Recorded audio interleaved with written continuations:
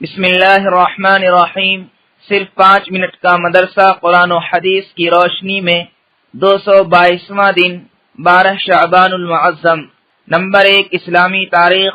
حضرت صہیب رومی رضی اللہ عنہ، آپ کا نام صہیب بن سنان تھا۔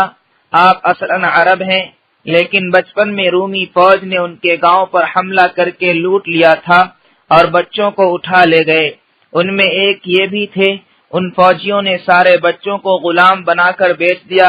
جب وہ بڑے ہوئے تو وہاں سے بھاگ نکلے اور مکہ چلے آئے۔ چونکہ آپ روم سے آ کر مکہ میں بسے، اس لیے لوگ صہیب رومی کہنے لگے۔ مکہ میں انہوں نے تجارت کا پیشہ اختیار کیا۔ اللہ تعالیٰ نے ان کے مال میں بڑی برکت دی اور وہ کافی مالدار ہو گئے۔ ایک مرتبہ حضرت صہیب رومی رضی اللہ عنہ تجارتی سفر سے مکہ واپس آئے تو حضور صلی اللہ علیہ وسلم کی ایمانی دعوت کے شروع ہونے کی خبر سنی۔ حالات کی تحقیق کی، آپ صلی اللہ علیہ وسلم سے ملنے دار ارقم پہنچے تو اسی وقت حضرت عمار بن یاسر رضی اللہ عنہ بھی پہنچے۔ دونوں نے ایک ساتھ اسلام قبول کیا۔ ہجرت کے دوران جب کفار نے روکنا چاہا تو اپنے مال و دولت کا پتہ بتا کر ان کو واپس کیا اور پھر ہجرت فرمائی۔ حضور صلی اللہ علیہ وسلم نے انہیں دیکھ کر فرمایا، ابو یحییٰ، تمہاری تجارت کامیاب رہی۔ ساتھ ہی اللہ تعالیٰ نے ان کی ہجرت اور مالی قربانی کی تعریف کرتے ہوئے فرمایا، بعض لوگ ایسے ہیں کہ اللہ کی رضامندی حاصل کرنے کے لیے اپنی جان بھی فروخت کر دیتے ہیں۔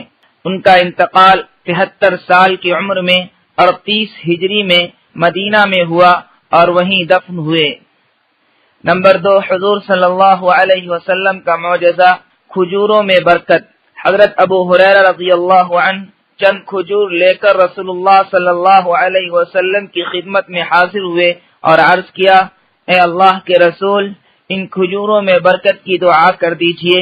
رسول اللہ صلی اللہ علیہ وسلم نے اسے لیا اور برکت کی دعا فرمائی اور فرمایا، اس کو اپنی تھیلی میں ڈال دو، جب کھانا چاہو تو ہاتھ ڈال کر لے لینا، لیکن تھیلی کو کبھی خالی مت کرنا۔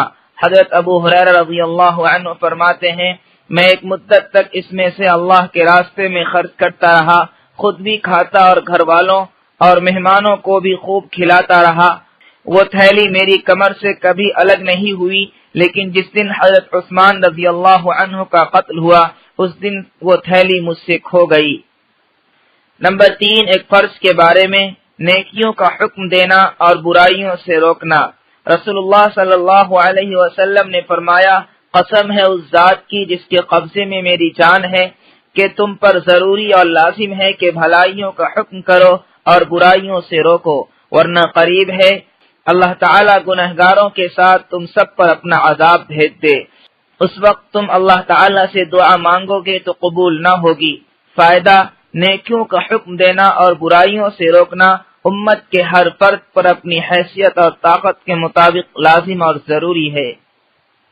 نمبر 4 ایک سنت کے بارے میں، وضو کے بعد کی دعا۔ رسول اللہ صلی اللہ علیہ وسلم نے فرمایا، جس نے اچھی طرح وضو کیا پھر اس دعا کو پڑھا، اس کے لیے جنت کے 8 دروازے کھول دیے جاتے ہیں، جس دروازے سے چاہے داخل ہو جائے۔ اشہد ان لا الہ الا اللہ وحدہ لا شریک لہ واشہد ان محمدا عبدہ ورسولہ اللہم اجعلنی من التوابین واجعلنی من المتطہرین۔ نمبر 5 ایک اہم عمل کی فضیلت، والدین کی قبر کی زیارت کرنا۔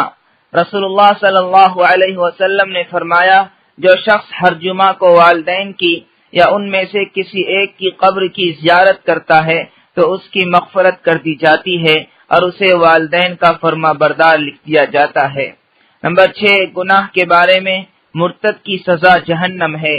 قرآن میں اللہ تعالیٰ فرماتا ہے، یقیناً جو لوگ ایمان لائے پھر کافر ہو گئے، پھر مسلمان ہوئے، پھر کافر ہو گئے، پھر اپنے کفر میں بڑھتے چلے گئے تو ایسے لوگوں کو اللہ تعالیٰ ہرگز نہیں بخشے گا اور ان کو سیدھی راہ بھی نہیں دکھائے گا۔